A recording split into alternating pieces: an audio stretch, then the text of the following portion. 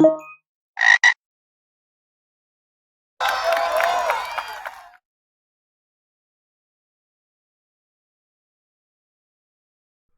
right, so everybody, let's start HackerFrogs Unified. This is a very easy machine. It is a Linux machine, and it has the following tags.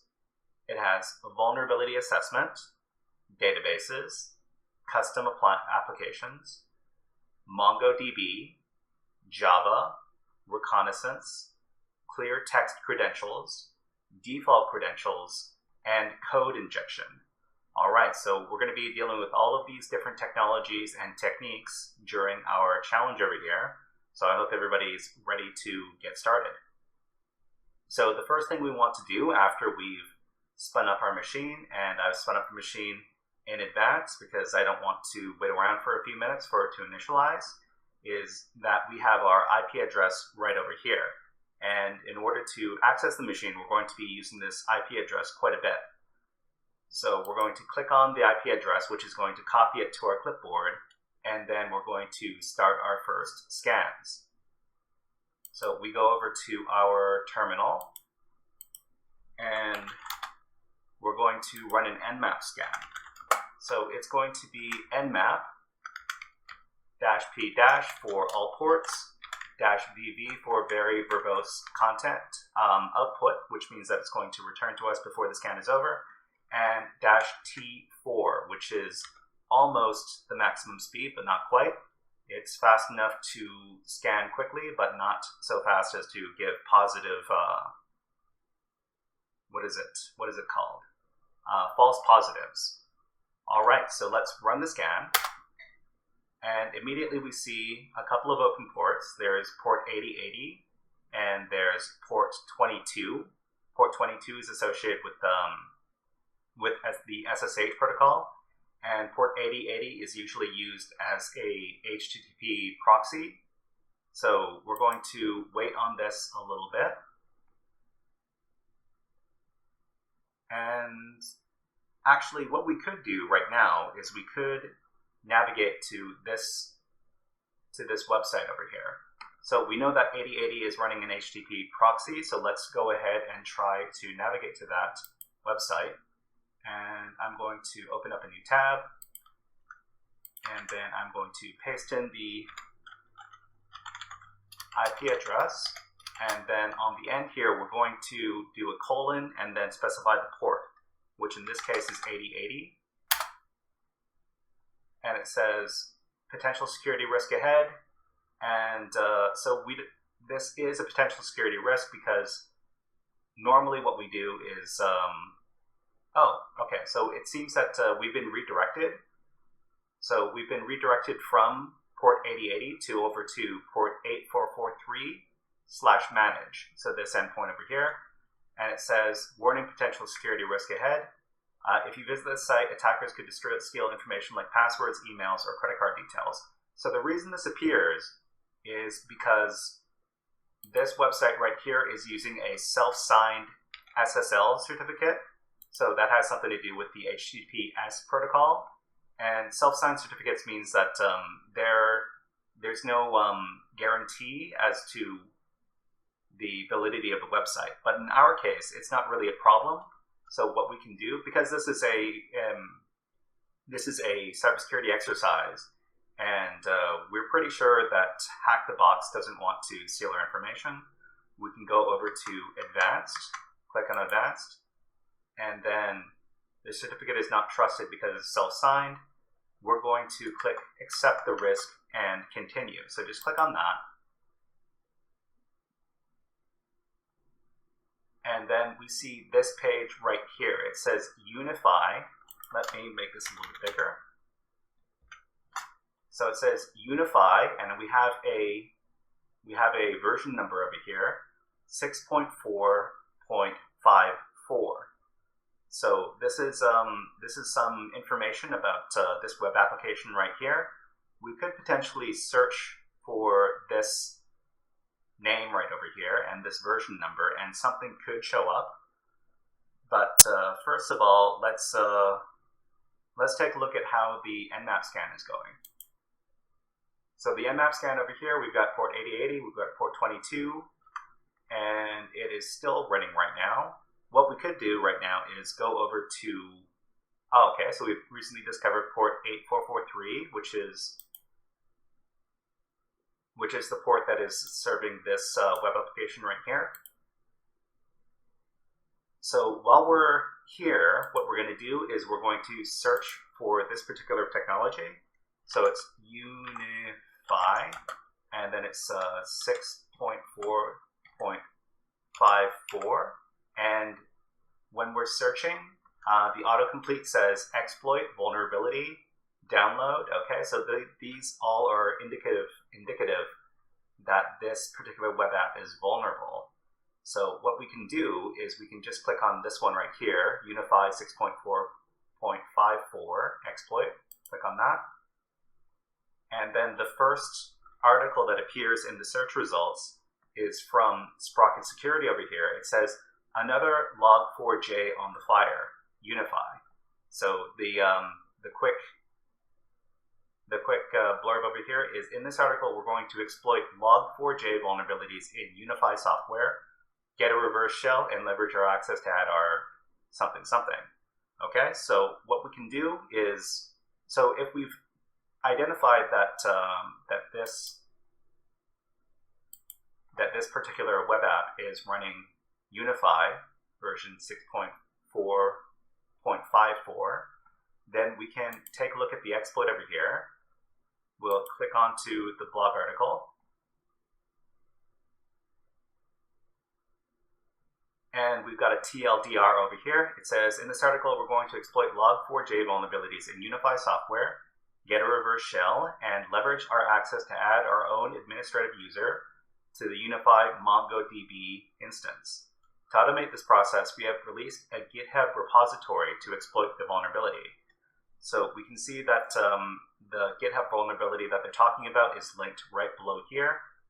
What we're going to do is we're going to make use of this. We're going to make use of this code that they've provided for us over at the GitHub repository. But we're going to open that in a new tab. But first of all, we're going to read a little bit about this vulnerability. Okay, so it says, by now you're probably well aware of a recently disclosed vulnerability for the Java logging library, log4j. The vulnerability is wide-reaching and affects both open source projects and enterprise software.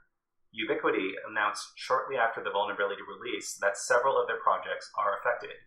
Using Twitter, Sprocket released a proof of concept for using log4j to achieve remote code execution on vulnerable unified network application installations.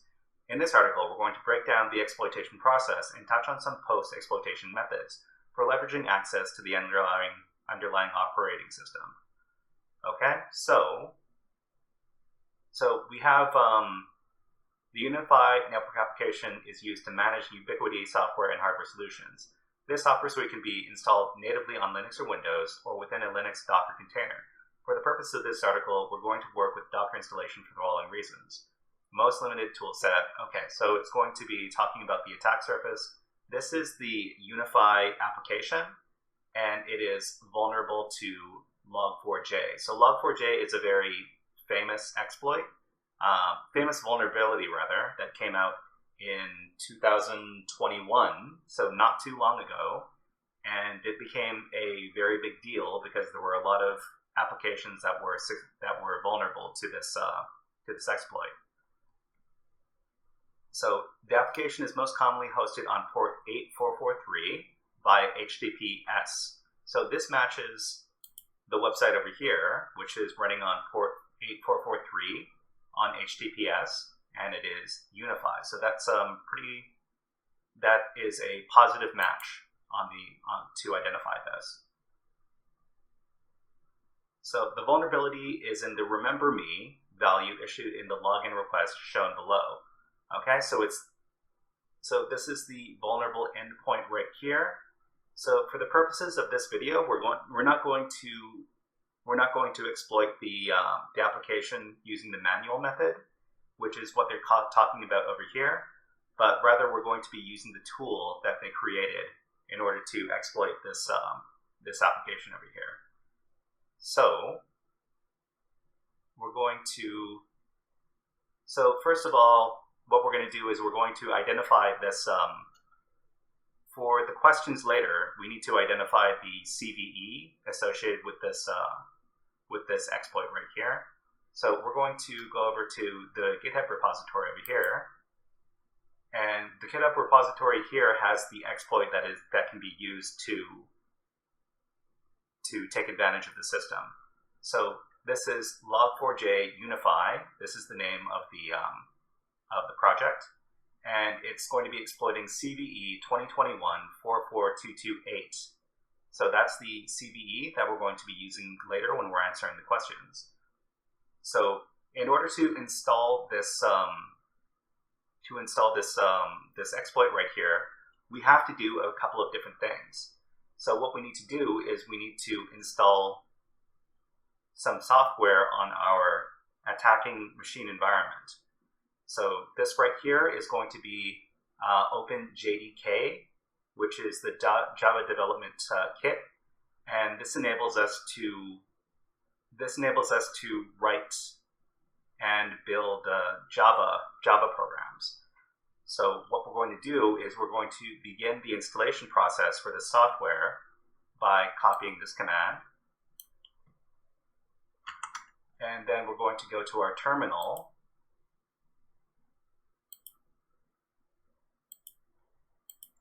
And we're going to become the root user, because this particular command has to be run as root. So we're going to do sudo su, and then we're going to input the password for our Kali user, which is by default Kali, and then we become the root user. So now we can give this command in order to install the software that we need to build the exploit. Okay? So apt update is going to update the system, and then apt install OpenJDK11 JRE Maven is going to install the software that we need to build the project. We're also going to tack -y onto this, because it's going to ask us to confirm the installation otherwise, and we can just skip that step by adding the -y flag on there. So let's run this. And right now it's updating the repositories, and then it's going to download and install the program that we've instructed. So while we're doing that, what we can do is go over to our nmap scan. So we've got a few more open ports over here. So we've got 6789, and we have 8880 and 8843. So for the most part on this machine, we don't need to pay too much attention to these ports, but it's nice to know that they're open just in case. We've actually already identified all we need to know from the nmap scan in order to exploit this machine. So let's take a look and see if our software has finished installing or not. Okay, so it seems that we've finished installing the program here. So from here, we can switch back over to our regular Kali user, so su Kali, and then we're back as Kali. And then let's take a look at what we need to do next for the installation process over at the web page. So at the web page, we're going to clone the GitHub repository and install all Python requirements. So the exploit that we're going to run takes the form of a Python script, but there's a Java program that we need to incorporate into our exploit as well. So we need to build that. And this is the command that's going to let us clone the GitHub repository and then install all of the Python requirements that we need to run the program. So we're going to copy this, and then we're going to go back to our terminal. We're going to enter the temp directory so that cloning the GitHub repository isn't going to get in the way of any of our regularly installed programs. And then we're going to paste in the command. So what we're going to do is we're going to clone the repository over here and create our own copy of it in the temp directory. All right, so run the command. and then it's going to copy all of the files over to that directory, and then we're automatically going to be put into the directory over here. So the directory we have here is log4j unify, and we're at the right place to do the next command. So the next command is, from the root of the log4j unify repository, we're going to compile the rogue JNDI project using the command below. Okay, so we need to compile a Java program in order to run the exploit. So we're going to copy the command that does that, and then we're going to go back to our terminal, and we're going to run that command. So this is going to build rather quickly, and it's probably only going to take a few seconds more, and then it'll be finished.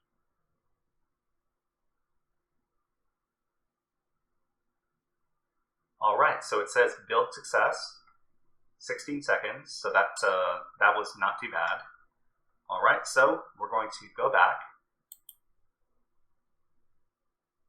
So to run the container, okay, we're not going to run a container. We're going to skip straight to the usage.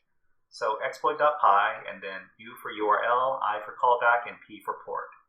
Okay, and they have an example of what the exploit command might be using the Python script over here. And so we can copy this and then fill in our own details over here to exploit the machine. Okay, so over here we're going to paste in the exploit command. And so So at this point in time, I'm going to point to the two links that we've been using. So this is the article from Sprocket Security, in case you needed that. And this is the GitHub repository for the exploit. Hold on, I'm going to reload the page. And this is the GitHub repository with the exploit.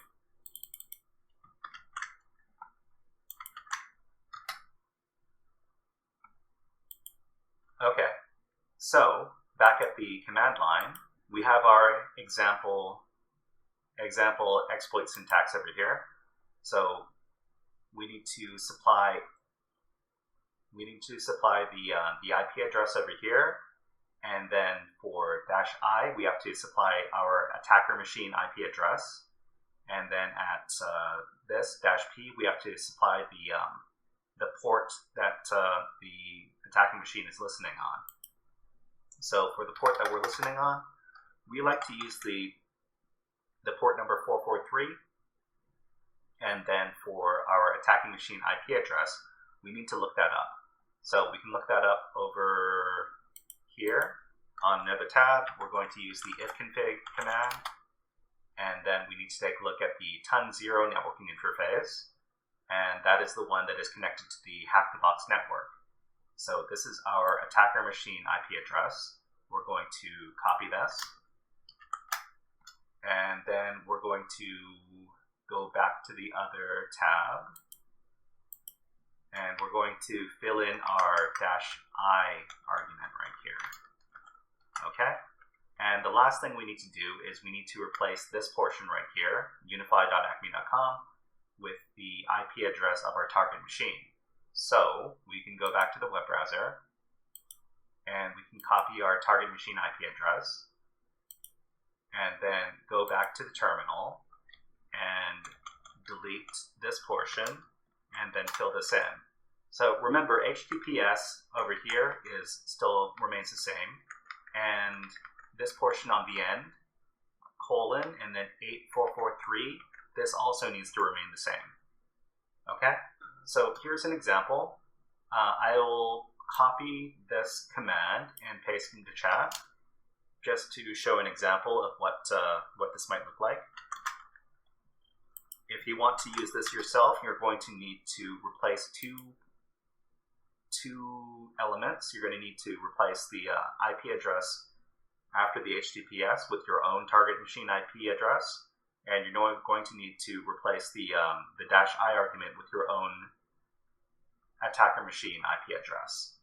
Okay, So before we can run this, we need to do one thing, and that is to start up our netcat listener. So we're going to catch a reverse shell from the web application server rather. So over at another tab over here, we're going to clear, and then we're going to run netcat.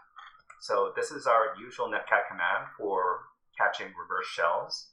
It is -nlvp, so N for no DNS lookup, L for listening, V for verbose output, and P for the port. And we run this, and then we're going to be listening on our attacker machine on port 443. So what we want is for the target web server to make a callback on our attacker machine at this port. And we can do that with the exploit. And the exploit is right over here. This Python command is going to use the exploit code, and it's going to target this IP address on this port, and then it's going to make a callback to our attacker machine on this IP address at this port right here on our attacker machine. So let's run this. So we run this, and it's going to use the Java program that we created previously, and then it says firing payload, and it's going to check for a callback. So what this does is it forces the web server to try to connect to our attacker machine on our reverse shell. So on our reverse shell, it says connect to our attacker machine address from unknown, which is our target machine IP address, from this port number. So this is fine. Unfortunately, our reverse shell over here, if we ask who am I, it says we're unified, this user right here.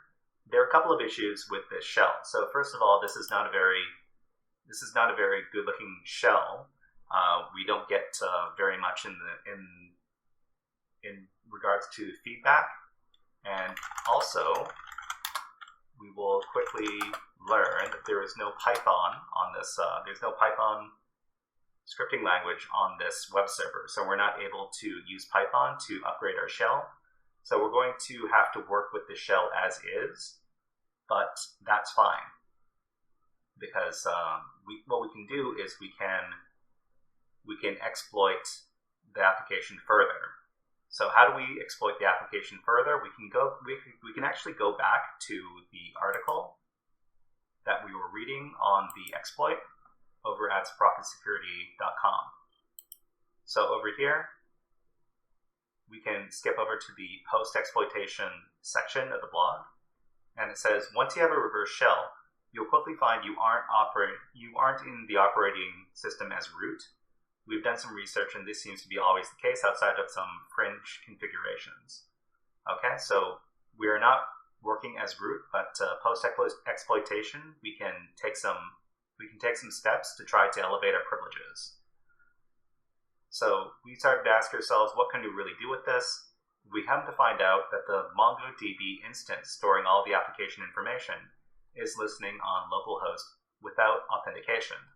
That means that once you have shell access, you can read from and make modifications to the local MongoDB instance.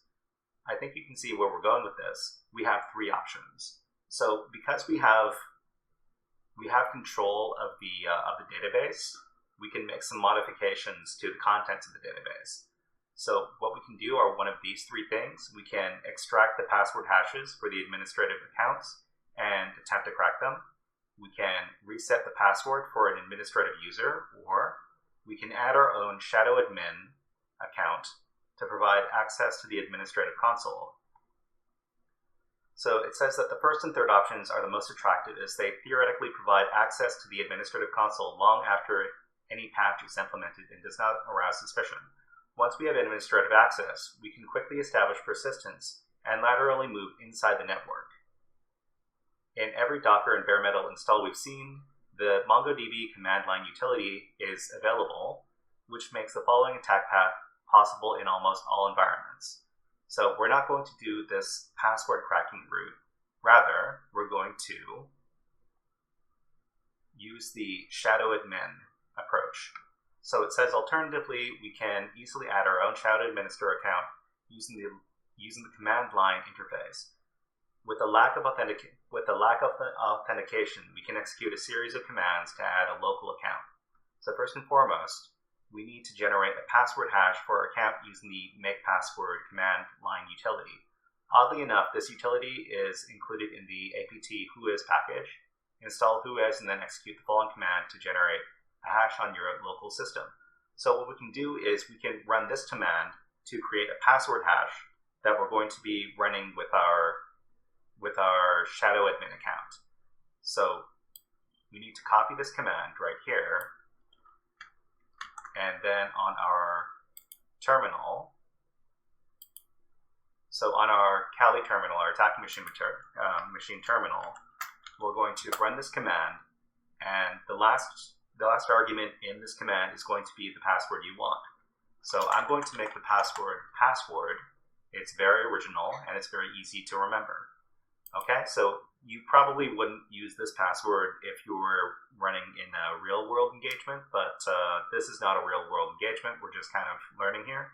So we're going to create the password, and this is what appears. So this is a password hash that is created using the SHA-512 method, and this mark right here, $6 indicates that this is a SHA-512 hash. Okay, so we're going to be using this a little later when we create our shadow admin account. So let's go back to the article and see what the next steps are. Okay, that says that this command will output a hash that we're going to use in the MongoDB command via our reverse shell. First, we're going to execute a command similar to the one below while replacing relevant variables. Okay, so this is a command which is run on the web server that is running MongoDB. So we're going to copy the command, and then we're going to go over to our terminal. So this is the reverse shell terminal. So first of all, what we should do is we should probably fix this command before we run it on the web server. So inside of here, we've got our password hash that we're going to be using, and we paste this in. So what we need to do is, okay, so we see here that the MongoDB command is Mongo, and it says port 27117. So one way we could double check that this is the port that the database is running on is that we can go over to our reverse shell and we can do the following command. It's psaux, and we're going to grep for Mongo. And so this is what this is going to do, is going to output the running processes, and then we're going to look for the Mongo database command. So we run this, and we see that the Unify user is running command Mongo port 27117, okay? And that indicates that, that the database is running on this port. And that's the confirmation. So we can go back to our command. We're trying to fix this. So this is the correct port. And next is the database over here, which is called ACE. So this is the default database name for the Unify application. And what we're doing is we're trying to write, I think it's JSON. So this app uses JSON objects, and we're trying to write the user to the database JSON object, or we're trying to write the JSON object to the database. Okay, so it's this function right over here, db admin insert. So we're inserting an object, And then we need to insert an email address. This could be anything. Last site name. This could be anything as well. And this name for the object is unify-admin. So this is a new username that we're adding to the system. We have to add a time created over here, and then we have to add our xshadow, which is the password hash. So among all of this output over here, what we need to do is we need to modify this password hash to be this password hash that we created. So we're going to copy this password hash, and then we're going to paste it into the command. We're going to go over here and get rid of this password hash, but we're going to leave the double quotes, and we're going to paste in our own password hash, and this is the command that we should be using. Okay, so I'll copy the command for your own use in the chat.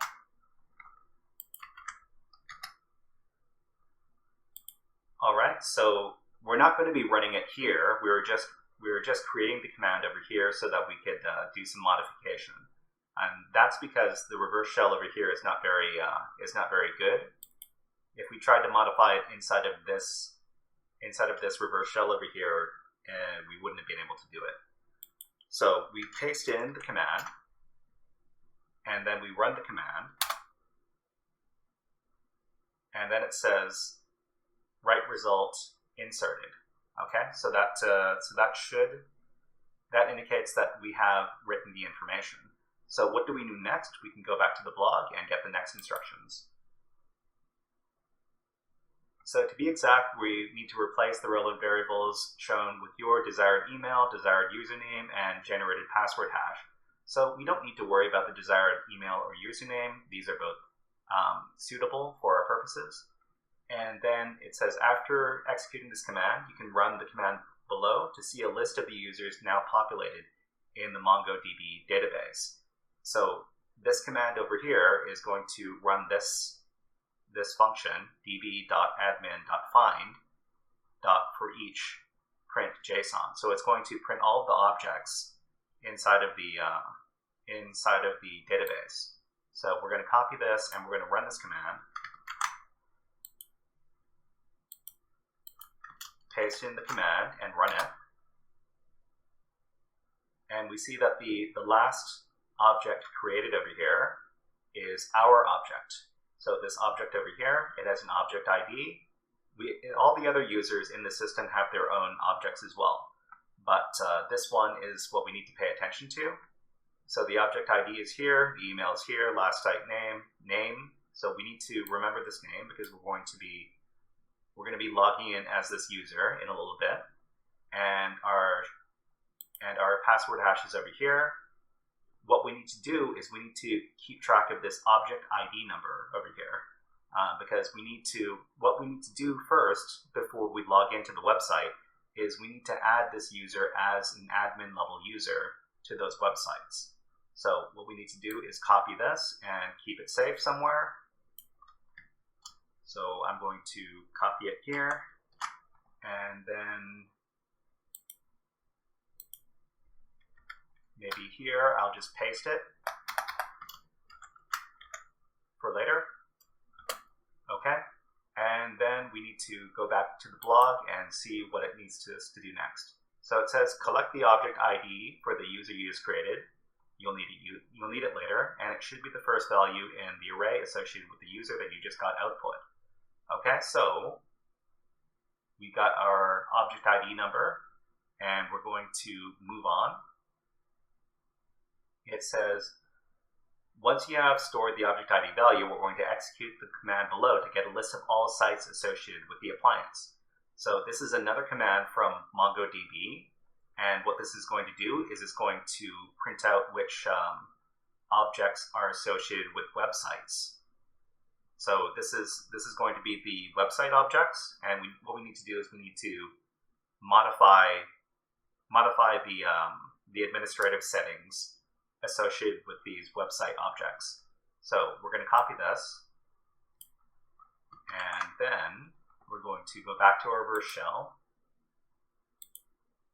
and we're going to paste in the command and run the command. Okay, and we see that there are two objects right here. So these are both associated with websites on the application. So we have two websites associated with this object ID and this object ID. We need to keep track of both of these. So I'm going to copy this and I'm going to paste it in along with the other object ID numbers. And then we're going to copy the second site over here. And I'm going to paste that one in as well. Okay, and so this first one is the admin user object. The second one is this first site object, and the third one here is the second site object. So going back to the blog, it says store the object ID values highlighted in the screenshot above. Finally, we're going to execute the command below, inserting the account you just created's object ID and the site's object ID collected using the previous command. For example, to add the account unify admin to the site super, execute a command similar to the following. Okay, so what we need to do is we need to copy this command, but we're not going to be using the command as is. We need to replace the object ID values. So back at the terminal, I'm going to clear this, and then we paste in the command that we just got there. So this is the usual MongoDB command at port this particular database, and we're going to do this function right here, db.privilege.insert. So what we need to do is we need to replace this value right here, admin ID. So over here, admin ID, we're going to erase this.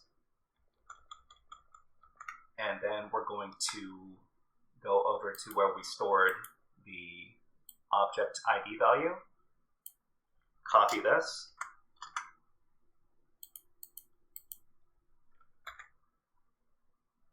We're going to copy just this.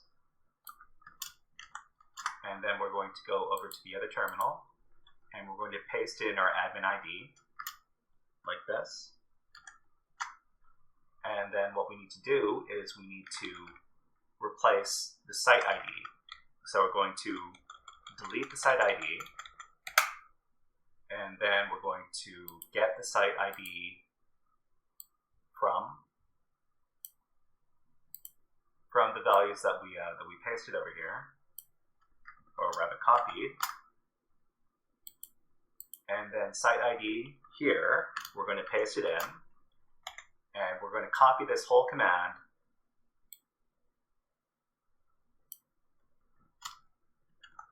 and then we're going to run this inside of a reverse shell. So we go over to the tab where we have our reverse shell, and we run the command like this. We paste it in and run it, and it says right result inserted, and we need to run this one more time with the other site ID. So we go back over to where we have our command. We get rid of the first site ID, and we grab the second site ID, copy that, then over here we're going to paste in the site ID, and we're going to copy the entire command and run it inside of the reverse shell. So just like the first command, we need to copy this and then go back to our reverse shell and paste in our other ID. Run the command, and it says right result inserted. So what we've done is that we've created our shadow admin user, and then we modified the privileges of the user and attached it to certain websites. So two websites in particular, we've created this shadow ID shadow administrator user with the admin privileges. Okay, so what all this does is that means that we can log into the Unified website using this user account. Okay, so over at the Unify web app, we have our login page. So we can log in as Unify admin, which we created, and the password is password as we specified. Okay, so click on sign in. Okay, so now we've arrived at the Unified dashboard, and this is what you should see. So it should say everything is great, and then what you need to do is you need to go over to settings, which is right over here, settings, and then you need to go to system, so settings, and then over to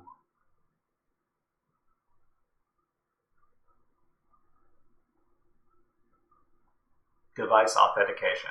So device authentication over here, this is where you're going to get the SSH credentials. So the username is going to be root, and then the password is going to be all starred out over here, except that you can reveal it by clicking on the eye icon. So this is the password right over here for root, the SSH password, not a crackable password, this. So what you need to do is you need to copy this, and what we're going to do is we're going to log into the server using SSH. Okay, so next we're going to go over to another one of our terminals, and we're going to SSH as root to the IP address. What is the IP address? Let me get it real quick. The IP address is 129.160. Let's just copy this. Oops. Okay, and then the IP address, we select yes, and then it's asked for the password. The password is the password we got from the application, and now we're root. So what we need to do is we need to redeem this.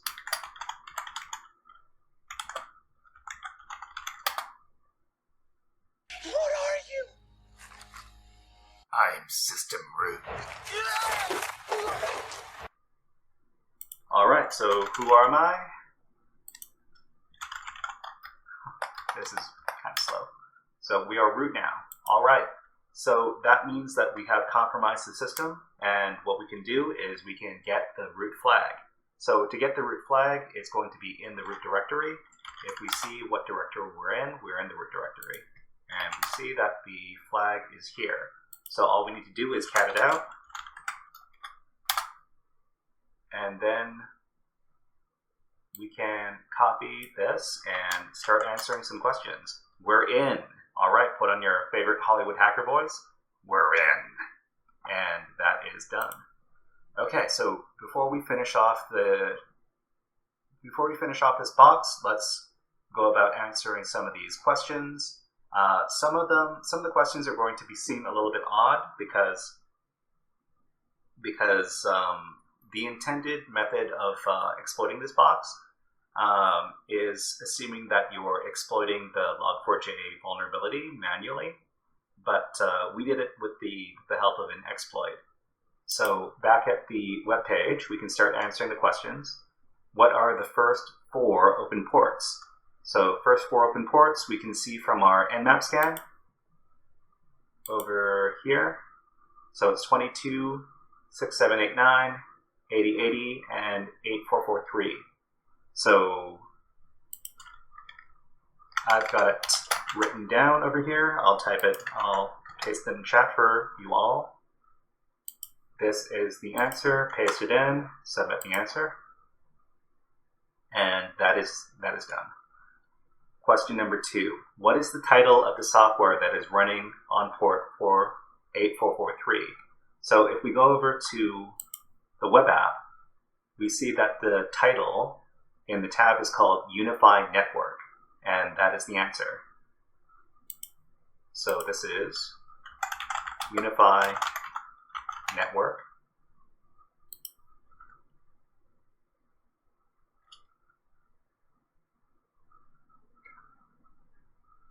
All right, so I think this is the first major box that we worked on where we used an exploit to compromise the machine. But sometimes it is much more convenient to use exploits, but it is also very useful to try to exploit the vulnerability manually, because then you can understand exactly how the vulnerability works better if you exploit it manually. The next question is, what is the version of the software that is running? Okay, so that's important. We took a look at the on the login page, and it was version 6.4.54. Okay, and submit that as the answer.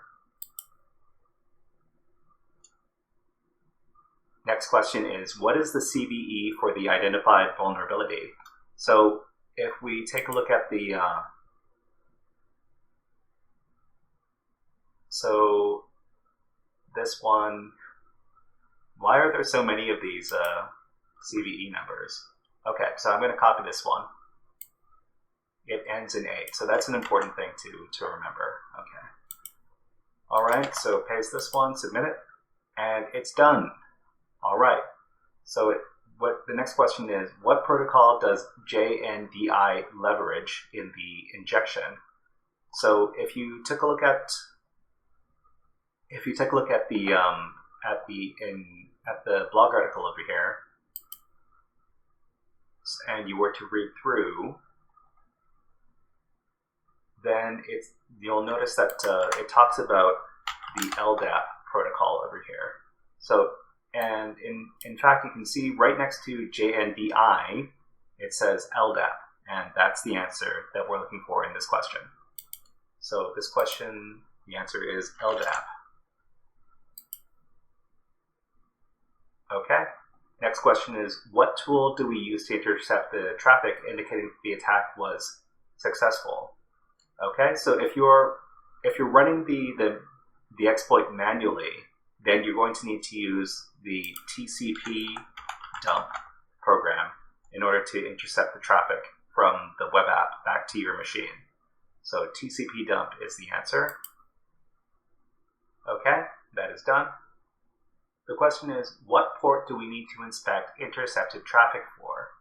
So in this case, when we exploit this vulnerability manually, we're going to need to search for LDAP traffic, and LDAP traffic is usually going to be on the following port, which is 389. 389.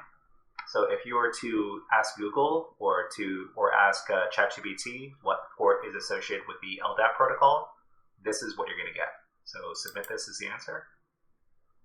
And the next question is, what port is the MongoDB service running on? So along with all of our Mongo commands, we had to supply a port number, and I do believe that the port number was 27117. And submit that as the answer. Okay. And the next question is, what is the default database name for the unified applications? So there was a certain database name associated with all of the database applications. All of our commands after the port number started with this name right here, ACE, which is the default name for the database in this application.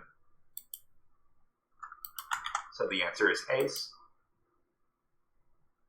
Next question, what is the function we use to enumerate users within the database in MongoDB?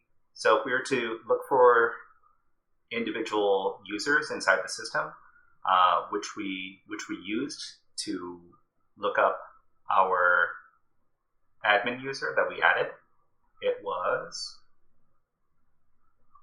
db.admin.find.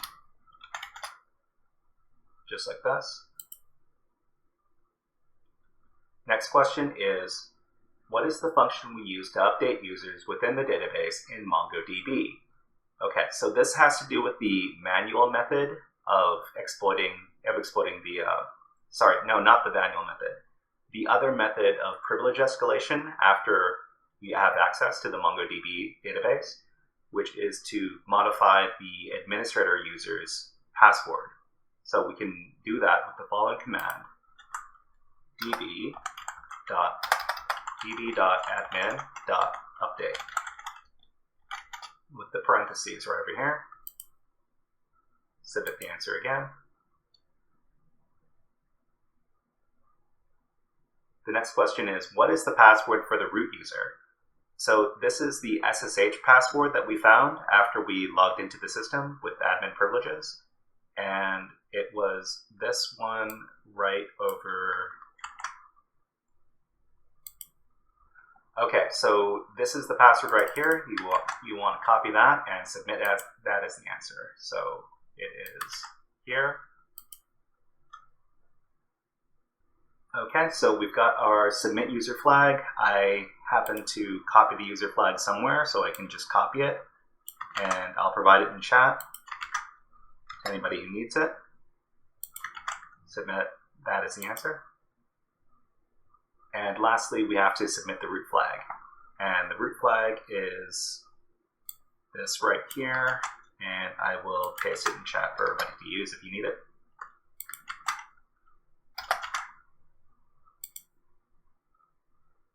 Okay, so after this it says, Unified has been pwned. Congratulations. And then we click OK.